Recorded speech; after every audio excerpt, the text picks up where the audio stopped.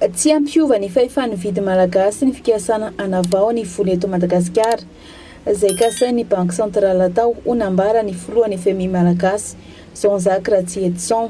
Vao maikaza ho izy ampiseho miariary ny fantrany malagasy ary mety ampikorotana sy ampiady ny samy malagasy mihitsy. Indrindra moa fa mbola maro ny malagasy tsy mahay na dia mamaky teny azy. Raha voampiarina eo dia misarotaka ny sain'ny olona fa zany divisé par 20 zany nazara aka calculatrice ivérifie hoe divisé par 20 marina ve vidin'entana io ka eritrereto hoe 80% gasy zara fa mahay manoratra sy mahay mamaky teny 80% sahirana daholo zany reo isy hifanambaka eto isy hifamono ho faty eto ho faty mihitsy faty alevina isy hifamono ho faty eto isy hifanambaka dia hoy zay hoe tsy tokony atao io fa rediredin'olona tsy mananasa dia inona tokony ataoko zany dia mamoriporina eny reny atao hoe amin'ny teny frantsay hoe masturbation intellectuelle zay fotsiny eo tsy mampiova ny santambo ny fahefa mividy malagasy io tsy tokony atao io lozy io satria zao vao maika mivandravandra amin'ny vahoaka ny fahantrany fa misy teny hoe efapolo ariary ny kapoaka mbola tsy mahavidy rona telo kory hafa ray ihany ny voavidiko raha raisiko amin'ny kilao io hoan'le olona efa vitsy anisa afaka mividy amin'ny kilao raha 3 arivo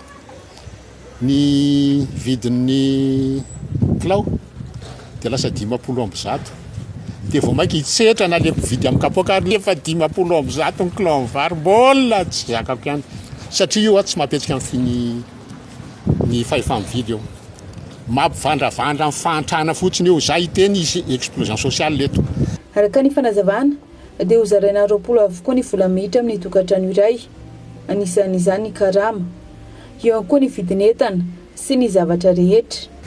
Tonga dia tsara marihana hatrany amin'ny voalohany aloha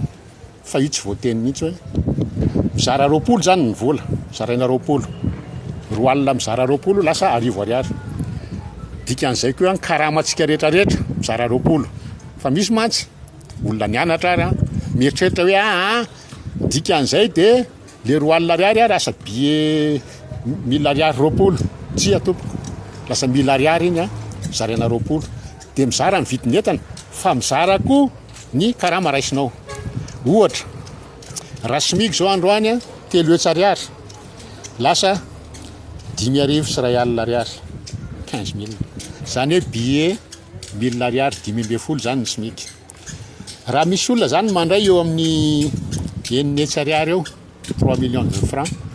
dia lasa 9 ariary 3 alina ariary zafady lasa 3 alina ariary ny karaman'le olona raha raisiny ny vidin'entana ny bus zao 900 ariary dia lasa 30 ariary ny vary amin'ny kapoaka moa za tsy mividy amin'ny kapoaka za amin'ny gony za manana fahefa mividy ny kapoakam-bary eo amin'ny 700 ariary eo